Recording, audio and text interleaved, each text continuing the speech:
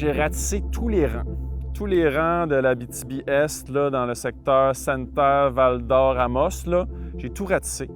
Tout ratissé à la recherche de tales d'épilobes abondantes et aussi d'un local. Et le seul local dans toute la région que j'ai trouvé qui était disponible et qui convenait à mes besoins, c'était dans une petite localité nommée Champ-Neuf. Puis en fait, le local que j'ai trouvé, ça donne que c'est l'ancien moulin à scie du village qui était le cœur économique des villages avoisinants. Puis ça, pendant la crise forestière, il y a une quinzaine d'années, ça l'a fermé. Le quartier général, c'est devenu Champ-Neuf. Là, on a commencé à trouver les tales les plus proches. On se promène dans les rangs, on essaie de trouver l'épilobes qui est en fleurs, rose, c'est assez facile à spotter. L'épilobe, en anglais, c'est fireweed. C'est une des plantes les plus communes qui poussent après les feux de forêt. Tel un phénix qui renaît des cendres, littéralement. Après que le feu est tout rasé, l'épilobe renaît et colonise les habitats avec le bleuet, avec les framboisiers. C'est vraiment dans les plantes les plus communes après les feux de forêt. Fait que l'épilobe, dès que le sol est à nu, dès qu'il y a une perturbation, elle la pousse.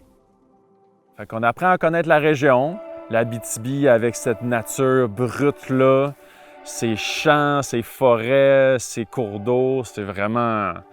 C'est une nature très, très forte.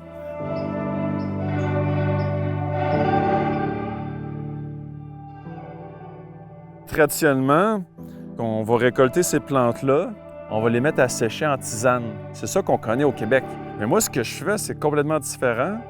Ce que je vais faire, c'est que je vais récolter ces mêmes plantes avec lesquelles on fait des tisanes, mais je vais les transformer comme les thés sont transformés en Asie. Comme les thés verts, les thés noirs, selon les mêmes techniques, avec les mêmes machines importées d'Asie en Abitibi. Puis on fait des thés, on crée des arômes que personne n'a jamais vus avant. Il y a quelques personnes qui en ont fait dans le passé au Québec, j'en ai rencontré une ou deux, mais personne ne l'a fait de manière commerciale comme je le fais, ni avec la diversité, avec la qualité, ni avec la démarche que j'ai avec mon équipe. Fait qu'on est vraiment en train de créer quelque chose de tout nouveau.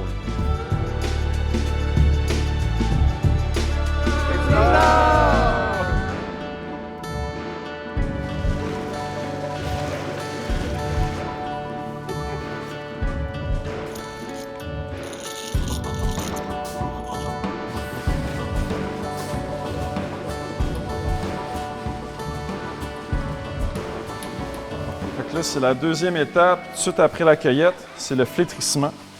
On veut que les feuilles sèchent partiellement. On veut qu'ils perdent un peu d'humidité. On veut que les feuilles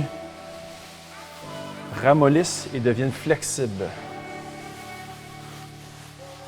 Une étape qui a l'air simple, mais bourrée de petits détails pour faire un thé de qualité. Ça les prépare à la troisième étape, le roulage. C'est la prochaine étape qui va s'en venir après ça.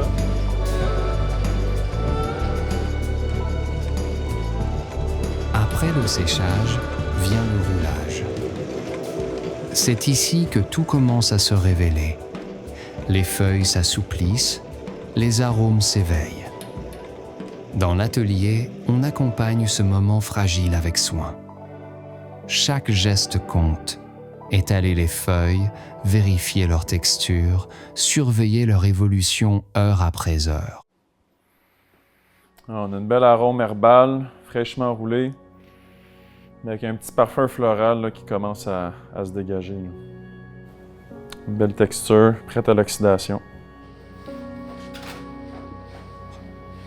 On ajuste les machines importées d'Asie qui créent les bonnes conditions, mais rien n'est laissé au hasard. Il faut toucher, sentir, observer les moindres changements. Le bruit régulier des ventilateurs se mêle à l'odeur des feuilles qui se transforment peu à peu. C'est un travail de minutie entre savoir-faire artisanal et technique de précision. Le flétrissement se termine dans une machine, la toute dernière étape qui assure une constance dans la qualité. Et c'est dans ce passage-là que l'on commence vraiment à comprendre ce que le thé va devenir. Chaque lot est unique et c'est ce qui rend cette étape si essentielle. Quand toutes les étapes sont complétées, on passe à l'ensachage. On pèse avec précision les résultats du lot du jour, puis on emballe les feuilles dans une boîte soigneusement préparée, prête à partir vers l'entrepôt, en estrie. Toute l'attention investie se retrouve là. C'est le dernier geste qui marque tout ce chemin parcouru. En fin de journée, quand le soleil brûlant descend sur l'Abitibi, on prend le temps de se rassembler autour du feu. Ça, c'est un thé de 2 ans qui a vieilli. C'est un moment pour respirer, pour regarder le territoire qui nous inspire et nous pousse à aller plus loin. Avec l'équipe, on déguste le thé de la journée.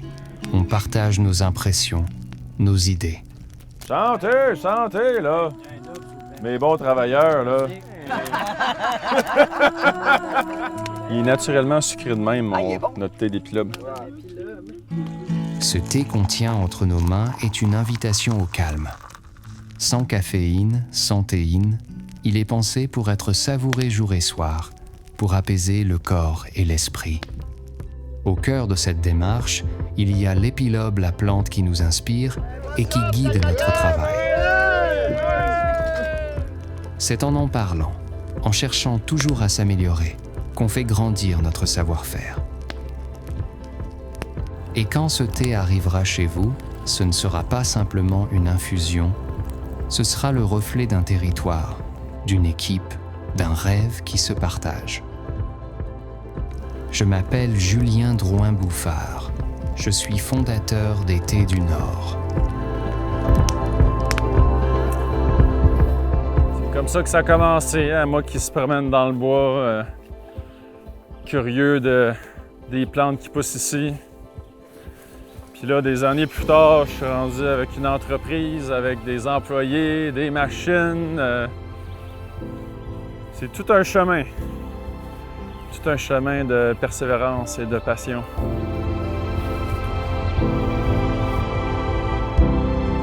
Si je fais ce travail, c'est d'abord par passion pour le territoire et pour les plantes qui y poussent. Avec mon équipe, on veut faire découvrir le thé boréal à notre manière, avec respect, avec créativité et toujours avec l'envie de s'améliorer.